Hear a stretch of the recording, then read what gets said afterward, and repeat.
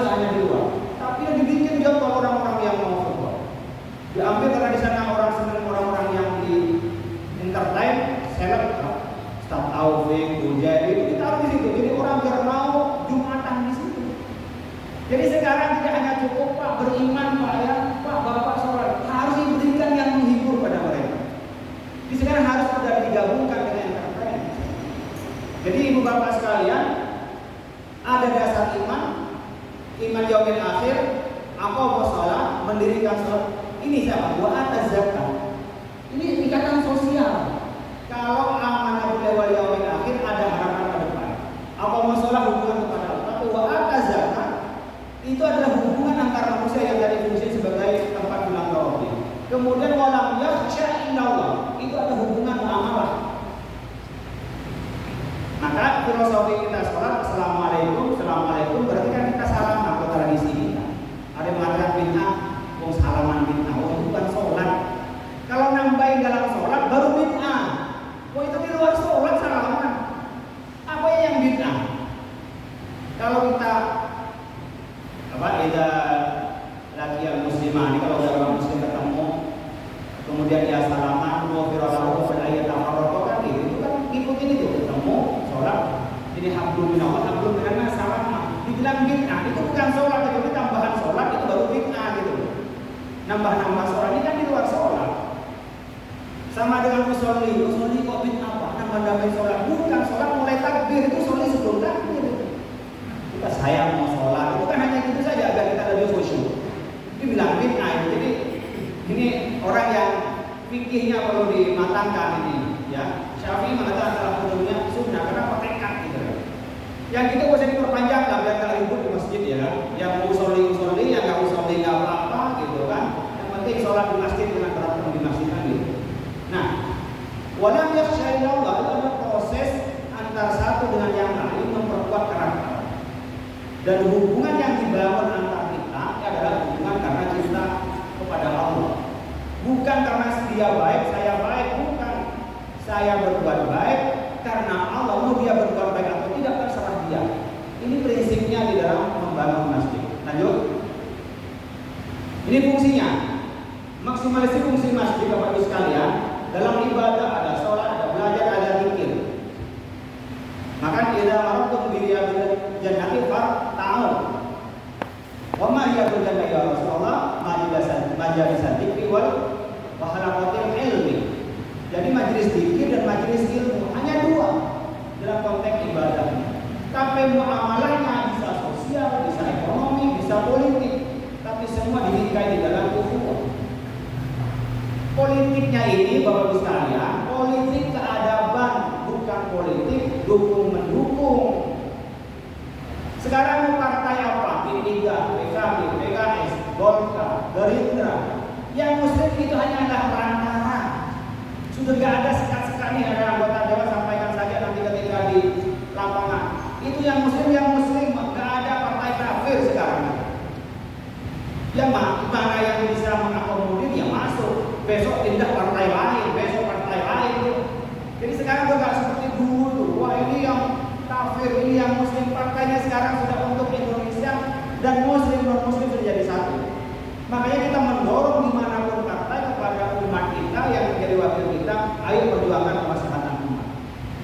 Ya, hampir dari yang ada saya pikir gak ada yang menjadikan partai agama. Semua partainya adalah paling nasionalis atau di kelompok agama. Tapi mereka bertentangan dengan agama, hampir pengamatan saya nggak ada.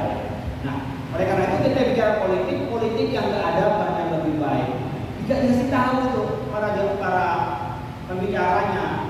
Perlu awal-awal silaturahim Pak ya, kalau ceramah Bapak silakan sampaikan aja. Tapi jangan dukung satu kali presiden nih. Saya dukung nomor 1, dukung nomor 2 di luar masjid boleh. Di dalam masjid jangan. Karena nanti menjadi pecah belah. Apalagi kalau sama-sama muslim paling dituduh ini pro sana, ini pro sini, sama-sama nggak tahu. Kan mirip dengan kemarin 1 dan nomor 2. Setelah selesai satunya jadi presiden, satu jadi menteri. Ya kita jadi apa? Berantem sama saudara. Jadi Bapak sekalian, kita ini yang keagamaan, mari kita menyampaikan yang maslahatul rakyat. Jangan masuk pada tingkat di luar masjid nggak melarang, tapi dalam masjid saya analogikan dengan orang tidak boleh dagang dalam masjid. Nah, kita ingin menyebutkan yang di dalam masjid orientasi pada 3 hal. La khaira fi katsir min najwahum illa man amara bi shadaqatin. Jadi di dalam itu ada bagaimana membangun kejujuran, membangun distribusi juga kebaikan sedekah. Ada amar bi shadaqatin, adalah berbagi kesejahteraan rohani dan jasmani. Amar ma'ruf, ada perintah yang baik. Jadi sedekah itu adalah berbagi dengan yang baik. Jadi di masjid itu bisa jadi pusat kesejahteraan, bisa jadi pusat untuk amar ma'ruf, au islahin bayanas, pengadilan. Jadi bisa 3 fungsi. Wa may yaf'al dzalika ibtigha'a mardhatillah fa sawfa nu'tihi ajran 'azim. Kalau bisa 3 hal, amar bi shadaqatin, dia bisa mendorong orang berbuat baik, menyantuni dan kesejahteraan. Kemudian bisa amar ma'ruf dan bisa islah jalan menjadi orang yang mendapat ridho dari Allah Subhanahu wa taala. Lanjut. Nah, Bapak Ibu sekalian, kita harus memberikan arah pada al-qisd keadilan. Ya, jangan sampai wala yajrimannakum syana'an qaumin 'ala an la ta'dilu i'dilu wa aqrabu lit-taqwa. Jadi Ibu Bapak sekalian, andaikan tidak suka dengan seseorang, dengan agama tertentu, tetap kita proporsional. Kita nggak suka dengan kelompok lain, tetap proporsional. Coba bandingkan, andaikan saya tidak suka pada orang lain pun nggak suka pada saya. Bagaimana memperlakukan saya kepada orang yang nggak suka? Jadi kita harus adil. Apa itu adil? Kalau dalam muamalah, dalam kitab Muhammadul Mukminin min Ihya Ulumuddin disebutkan ayyuhibbu li nafsi kama yuhibbu li ghairihi. Ayyuhibbu li nafsi kama yuhibbu li ghairihi. Kalau senang buat diri sendiri, kasih orang lain. Kalau nggak senang bagi diri sendiri juga jangan lakukan pada orang lain. Itu adil di dalam muamalah. Konteksnya. Kalau adil secara umum kan buat khosya' fi mahalli letakkan itu pada tempatnya. Kita harus adil loh sekalian. Nanti ketika kita menjadi takmir masjid, ada kelompok NU, ada kelompok Muhammadiyah, ada Dewan Dakwah, ada Persi, ada Persis, ibu bapak juga harus adil.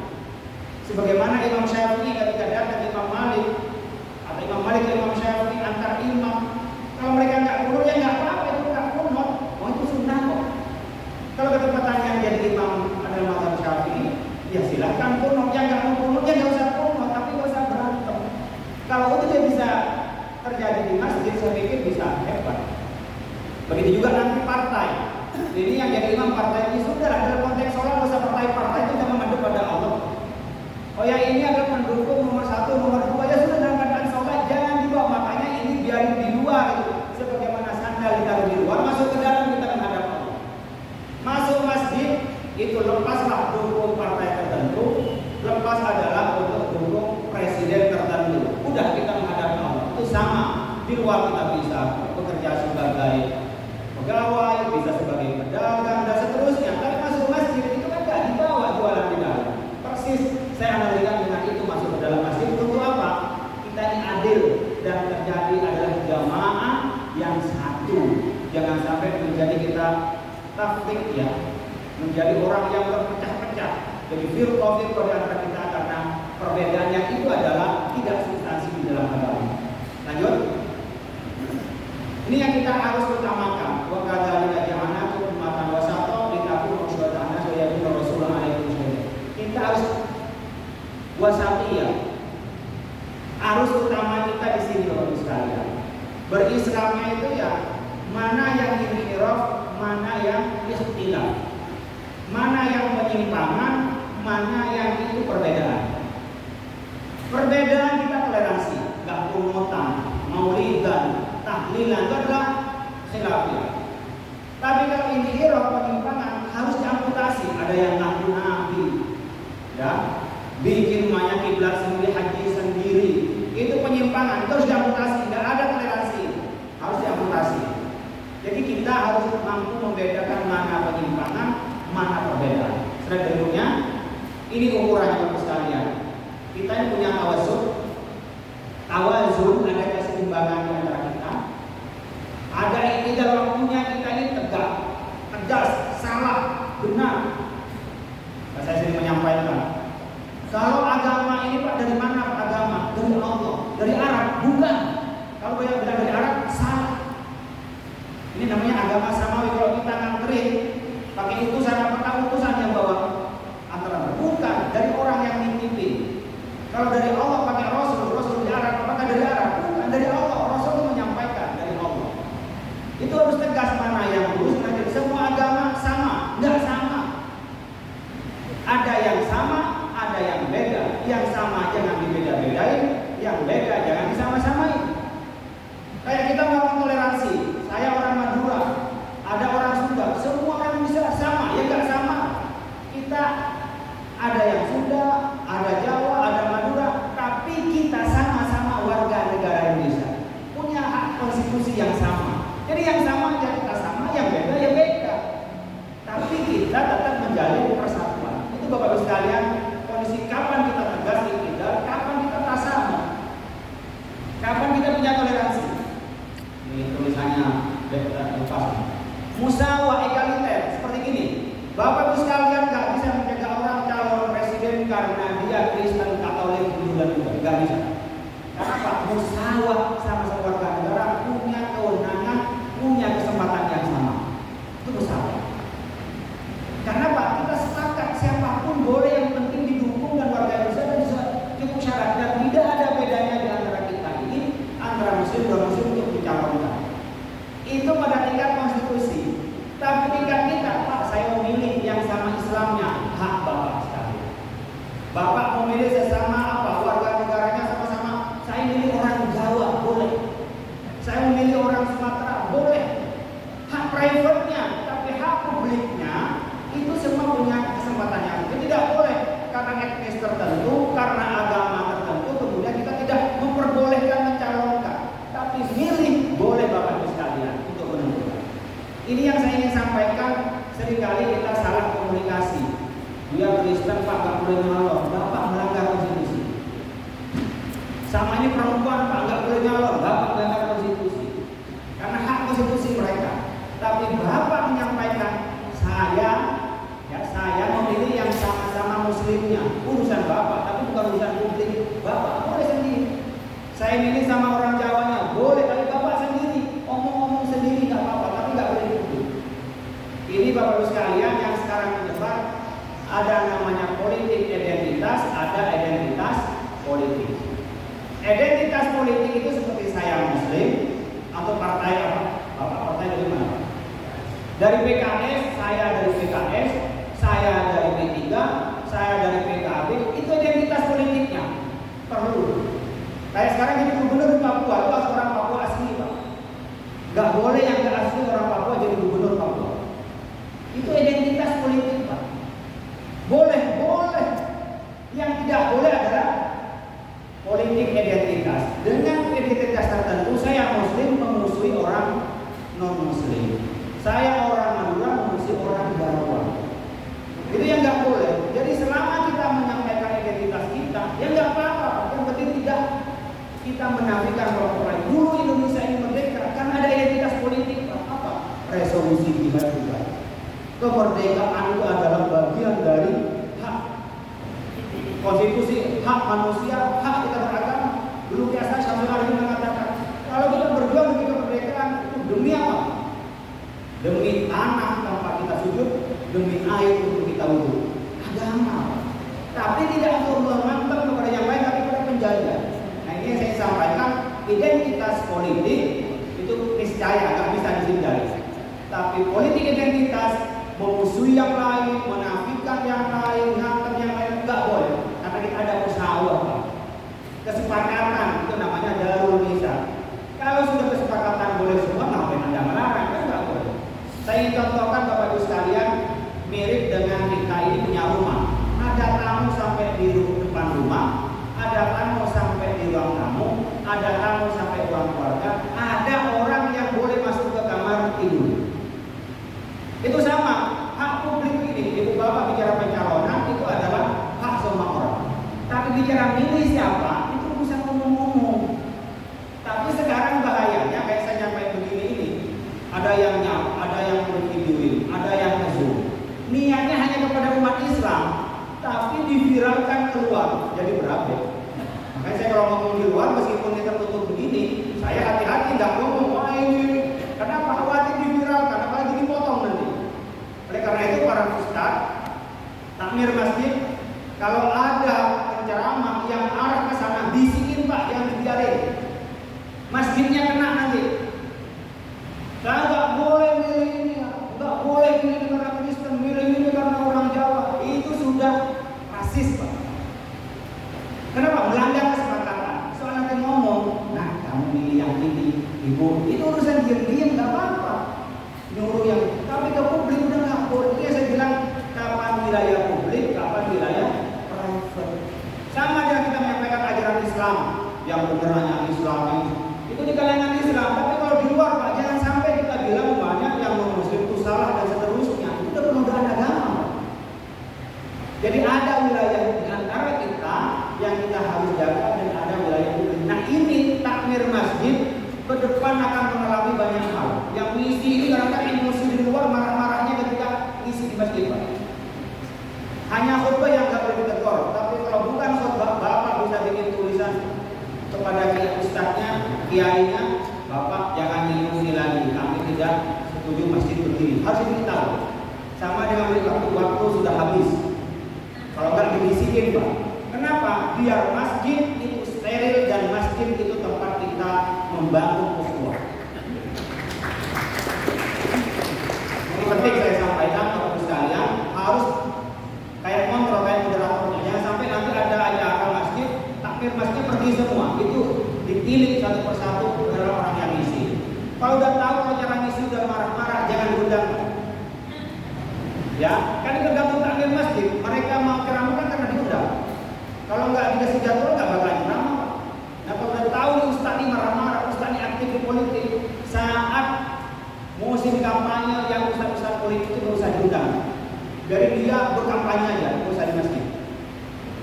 Jadi cari yang masjid yang ngaji di masjid. Dia waktunya dia jualan di luar. Jadi kadang-kadang nih lupa di luar marah, masuk masjid masih ceramah di luar dibawa ke masjid. Ini harus beda ceramah di masjid dengan ceramah di luar masjid. Ada syuro, ada musyawarah dialog. Jadi kalau ada yang salah disampaikan, kita ada 3 model. Ada yang bisik-bisik, ada yang dialog, ada kalau nggak bisa juga teriakin Pak, gitu. Itu terakhir Pak. Kalau masih bisa bisik-bisik, itu usah rame-rame lah ngomongin, diurusin, kan lebih nyaman. Ada islah, niatnya perbaiki Pak. Jangan sampai kita musuhin orang, mengingatin itu karena benci tidak, tapi demi kebaikan. Niat itu yang bisa memberikan reaksi orang lain. Mungkin nggak jelas ya seperti apa pengaruhnya, tidak bisa dikuantitatifkan. Tapi Bapak Ibu sekalian kalau jadi ustaz, terasa sekali ngisi ikhlas dan ngisi karena pamrih. Beda. Itu bisa dirasakan, mungkin nggak bisa kita diuraikan. Jadi kalau ustaznya sudah nggak ikhlas Pak, itu beda yang dengerin Pak. Sama dengan ibu bapak sekalian, antara senyum SOP dan senyum dari hati. Ibu bapak masuk pesawat, saya naik kelas bisnis, itu ramah sekali Pak. Ditanya, Pak Holil, langsung kenal lagi nama saya. Ternyata dia tahu nama-nama orang yang duduk di bisnis.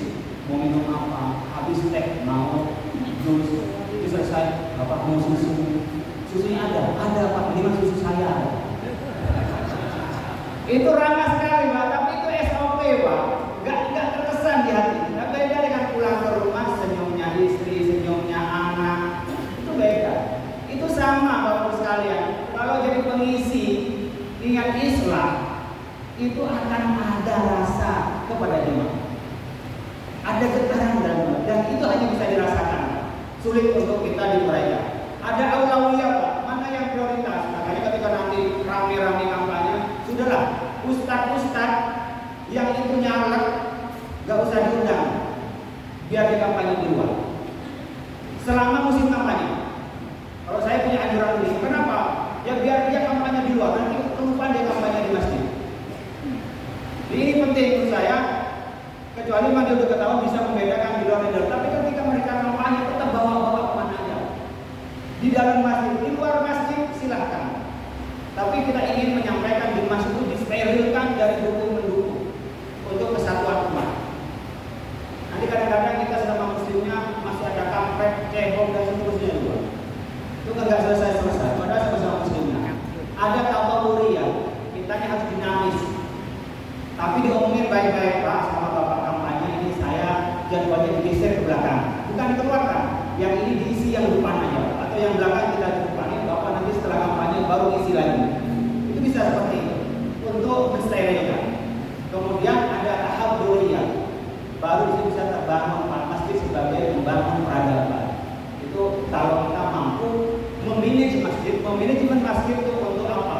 HRD, untuk human development, bagaimana mengembangkan orang dari masjid itu. Slide berikutnya dimulai dari sini. Mabda'ul wasatiyah, prinsip wasatiyah. Pertama harus tawassul bi fahmi nusus. Harus kita ini tengah pada memahami teks. Kalau yang sudah berguru kepada Al-Mukarram wal-Muhtaram Syekhona Google MSc, ya, itu udah sulit Pak untuk jadi tawassul. Kok nggak ngerti nas kok. Nah, nas ini ada yang tekstual tadi kayak Nur Wahidin sudah menyampaikan. Ada yang literalis Pak, hanya kaku. Ada yang liberalis Pak, akhirnya apa? Keluar dari konteks agama. Kitanya harus manhajian, ada metodologi, ada usul fikihnya, ada ulumul Qur'annya, ada kitab belaghahnya. Itu baru kita bisa tawassul. Kalau yang cuma tekstual terjemahan nggak mungkin bisa tawassul. Maka saya mengapresiasi di MUI Depok ada pendidikan kader ulama. Karena ulama nggak serta merta jadi Pak. Kalau mau balik bisa, tapi ulama nggak bisa. Jadi ada proses panjang. Balik ya orang penting kita ngomong bisa. Tapi kalau ulama ada prosesnya belajarnya. Nah, baru kita ada tawawuriyah. Kapan kita dinamis, kapan berubah, kapan statis. Nggak semuanya dinamis, nggak semuanya statis. Makanya dalam kaidah itu al-aslu fil ibadah al-haram. Dia harus statis, nggak boleh dikembangkan ibadah. Tapi ketika asal fil muamalah, al-ibah asal dalam muamalah itu boleh, berarti itu boleh berkembang, dinamis. Kapan mengkategorikan ibadah, kapan mengkategorikan muamalah. Kayak maulid Nabi itu selawatan, sementara acaranya adalah syiar. Bukan ibadahnya. Selawatnya tetap nggak merubah selawatnya. Ini kalau kita bicara soal persepsi ada mengatakan, ya itu juga maulid masuk ibadah, maka nggak ada di zaman Nabi menjadi bid'ah. Karena persepsi syiar menjadi kerangka ibadahnya. Itu khilafiyah lagi Pak cara pola pandang. Dari mana? Dari fahmin nusus, paham teks agama. Baru kita ada tasamuh, ada toleransi. Man qalla ilmuhu kathura inkaru. Wa man kathura ilmuhu qalla inkaru. Orang yang banyak ilmunya enggak dikit-dikit nyalain orang. Orang yang sedikit ilmunya pasti dikit-dikit nyalain orang. Itu di dalam kaidah fikih. Maka kita akan muncul tawassuliyah, kita akan menjadi orang yang moderat. Berikutnya saya ingin menyampaikan tentang bagaimana tasfiyatul manhaj, metode yang kita sepakati ini di MUI. Jadi kita innallaha farada fardhan wa tayyibah wa hadada hududan fala taqadu wa harrama asya fala tantahiha wa sakata asya rahmatan lakum ghairu muslimin fala tab'atu anha. Disebut dalam yang lain wa ma sakata anhu fa huwa bima afa anhu. Ada yang wajib, ada yang haram. Yang wajib yang kita laksanakan, yang haram kita tinggalkan. Tapi ada yang Allah membiarkan tidak diomongin. Biar kita kreatif. Wa masa katahu, ya. Wa ya misalnya pada tak anha. Ya itu udah biarin, nggak usah kita ribut-ribut. Jadi selawatnya sudah jelas, juga berkenaan dengan namanya zikirnya jelas. Kemudian bagaimana membungkus selawat dan zikir, kalau mau tidak. Atau kita dalam kerangka yang belajar ilmunya wajib, walaupun ilmu wajibun ala kulli muslimin muslimatin, wajib belajar ilmu. Tapi kemudian belajar ilmu seperti apa? Bisa halaqah, bisa S1, S2, bisa alam dan seterusnya. Itu kan modelnya diserahkan, tetapi wajib belajar ilmunya adalah wajib. Selanjutnya ini tasfiyatul manhaj, tansiful harakah. Nah, dari sini Bapak sekalian baru membangun persatuan. Kalau manhajnya nggak sama, jadi boleh kita ini berbeda-beda. Kayak mazhab Syafi'i itu bisa Syafi'iyahnya ikut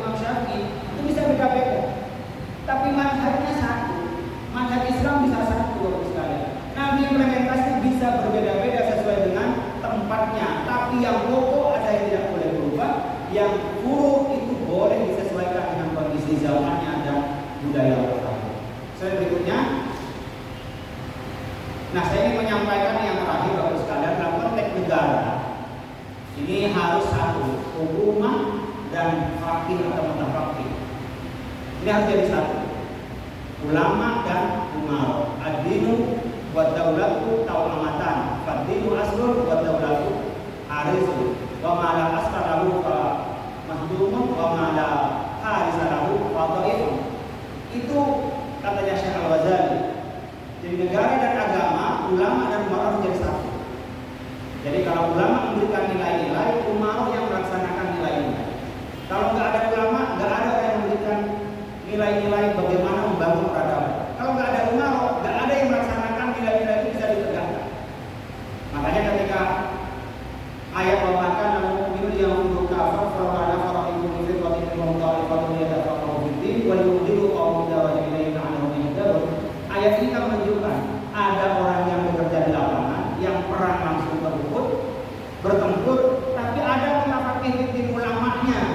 Yang ngapain ini ulamanya? Ulamanya ini yang memberikan nilai-nilai. Itu yang saya maksud. Masjid dijadikan tempat mutafaqih, memberikan nilai-nilai. Ketika mereka mau bertempur di luar, mau kampanye, silakan di luar, tapi jangan di masjid. Sehingga mutafaqih itu adalah di masjid. Jadi tidak berarti kita memisahkan agama dengan politik, Pak. Bukan.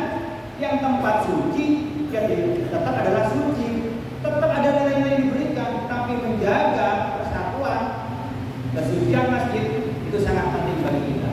Mudah-mudahan Bapak Ibu sekalian yang menjadi takmir masjid bisa memperhatikan ini. Ke depan ujiannya akan tambah banyak, tantangannya akan tambah banyak, dan pastinya tahun depan itu tahun eskalasinya. Ngomong kanan dikirim kiri, ngomong kiri dikirim kanan. Kalau saya beri komentar di Twitter atau beri komentar di mana, sekiranya mendukung salah satu calon, dianggap yang sebelahnya. Sekiranya mendukung salah satu, dianggap sebelahnya. Padahal kita ingin menyampaikan mana yang benar, mana yang baik, kita dukung. Tapi bagi mereka yang mendukung, udah gak ada benernya kecuali mendukung yang dia dukung. Itu yang disebut dengan post-truth. Kebenaran hanya untuk dirinya sendiri. Dari yang lain sudah tidak bisa menerima kebenaran. Terima kasih. Wassalamualaikum warahmatullahi wabarakatuh.